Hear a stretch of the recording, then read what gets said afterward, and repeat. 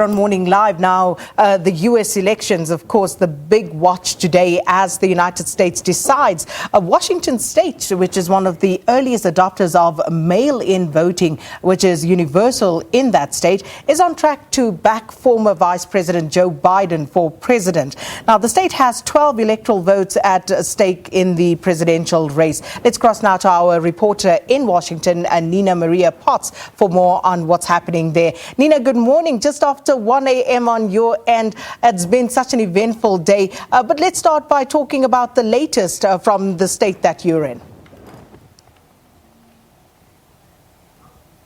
Well, I'm in Washington, D.C., and polls have been closing, obviously, across America's time zone, and the race to count votes is on. An extraordinary turn of events this evening. Nobody was willing to predict a Joe Biden landslide. It's certainly not the landslide the Democrats were hoping for. In fact, it's an incredibly tight race. President Trump appears to be leading in the popular vote, and he is catching up and gaining ground in the electoral college votes, those all-important electoral college votes that you just mentioned just now. And currently, as it stands, Joe Biden has 215 of those votes, and President Trump appears to have something like 175. Very tight race. President Trump has won some significant states. U.S. media outlets and observers calling Florida for President Trump. If you remember, Florida was pretty much neck and neck. He also appears to have won Michigan and Wisconsin. And although Pennsylvania and even Virginia had swung back and forth earlier in the evening, both those states seem to be sort of neck and neck. But Biden appears to be leading in Pennsylvania, which was a state that both rivals, both candidates have spent an awful lot of time drilling, doubling down and sort of hammering their message home in the days and hours just before the final day of voting. So an extraordinary turn of events. Joe Biden has just spoken, which again, nobody expected him to make an announcement. He hit an optimistic tone. He said he feels good about where they are now, where the Democrats are now. He appealed to his supporters for patience.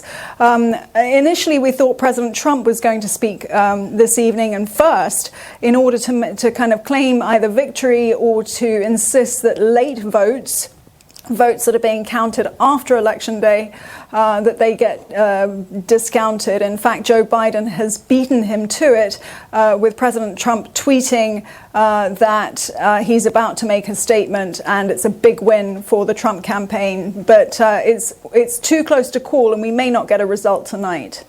Now, speaking of Pennsylvania, just how important is that battleground going to be to this election, Nina? Pennsylvania is extremely important, perhaps more important to President Trump than to Joe Biden, who, as the favored candidate, had more paths to victory, more paths to the White House in terms of stacking up those all-important electoral college votes.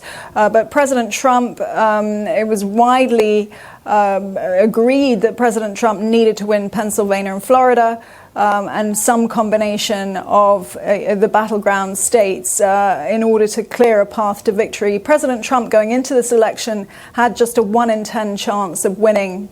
And he is and has been gaining ground, which I think Democrats are clearly disappointed by and didn't quite expect. The narrative on the Democrat side has been consistently for the last few months that President Trump has been bad for the soul of America, that he has been unpredictable and inconsistent, bad for America on the world stage. But the problem with that narrative is that half of America, at least half of America, still supports President Trump. Somewhere between 40 and potentially 49% are behind President Trump in several states. And Democrats, I think, are beginning to realize that those Trump supporters are not just going to disappear. Well, Nina, Trump seems to be on course, at least if anything scouring the wires widely is anything to go by, seems to be on track there in the state of Florida. And again, Texas also, some are calling it at this point, saying that Trump has won that particular state as well. Texas is a bit of a surprise because it was one of the states that was predicted to turn blue. And Florida has been very tight throughout the campaign, but Democrats were striking an upbeat note in Florida. There was a lot of talk as well about the demographics of the vote, with President Trump apparently losing popularity with seniors, with the elderly population, and with suburban women. I'm not sure that has panned out. One change this time around from 2016 was the role of undecided voters.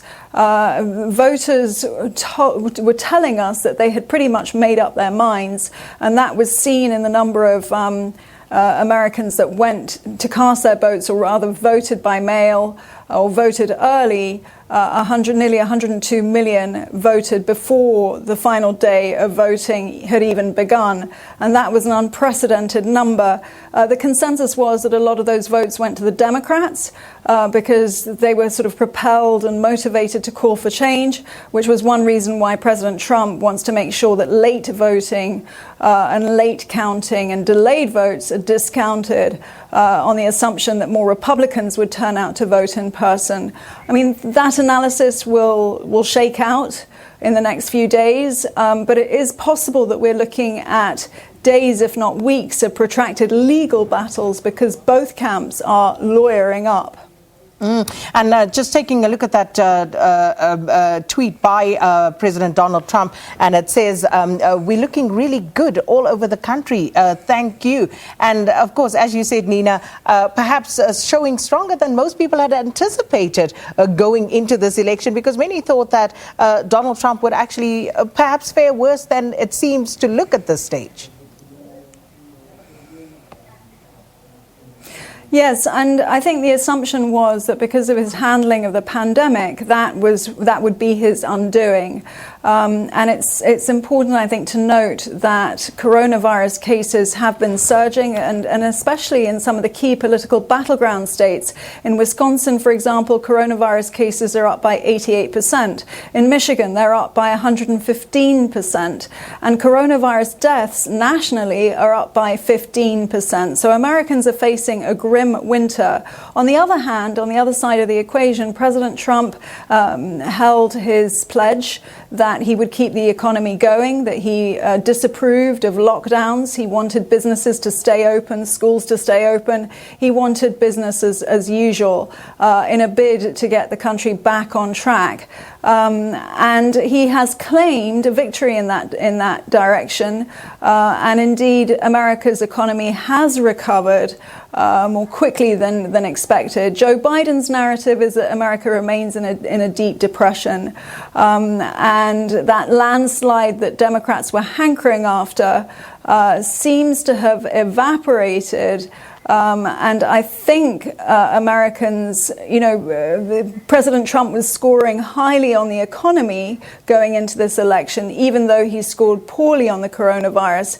And that may have swung it because so many people have lost their jobs and they want to put faith in a president who is going to keep the economy growing despite the pandemic. So, Nina, we have been saying all morning here on Morning Live that it's too early to call. But are we starting to get some sort of indication, or is that race just getting closer all the time? Well, I'm just looking at the electoral map, the electoral college map, and Biden appears to be at 219, and President Trump is catching up fast at 209. Remember that the goal is 270 electoral votes, so that is pretty much neck and neck. So it's not becoming at all clearer, and it's only tightening. So we're in for a dramatic and bumpy ride. And any indication as to when we could have the final result? Has there been any indication given on that as yet? I think we're going to have to brace ourselves for not just a long night, but a long few days. Joe Biden said so himself on the stage just a few moments ago, that this could drag on for perhaps days or weeks. It's hard to overstate, I think, just how divided America is feeling right now, how polarized. And for anyone that denies that claim, because there are plenty of diplomats, American diplomats serving abroad, who push back against media reports that America is divided. They don't like the fact that pundits focus on that strain in American society. But I mean, to me, the fact that this race is so fierce, so contested, and so tight is absolute proof that this country is split more or less 50-50. It's been a summer of protests, a summer of racial inequality, which has come to the surface. America has revealed itself to the world as having some very serious problems of being fairly dysfunctional. And I think there's a real question that if Joe Biden does win and does take the White House, will he have the mandate to unite the country, or is America potentially badly broken and permanently broken? I think that's a real question for the Democrats. And that's a very serious question. Nina Maria Potts, let's leave it there. Hopefully you'll get some rest. I don't know how, because as you said, there's still a lot to do and a lot to come. So we'll leave you to it. Thank you so much. And that was Nina Maria Potts speaking to us from Washington, D.C. and keeping an eye on the American elections for us. And let us know what your views are on it as well at Morning Live SABC. Let's take a quick break.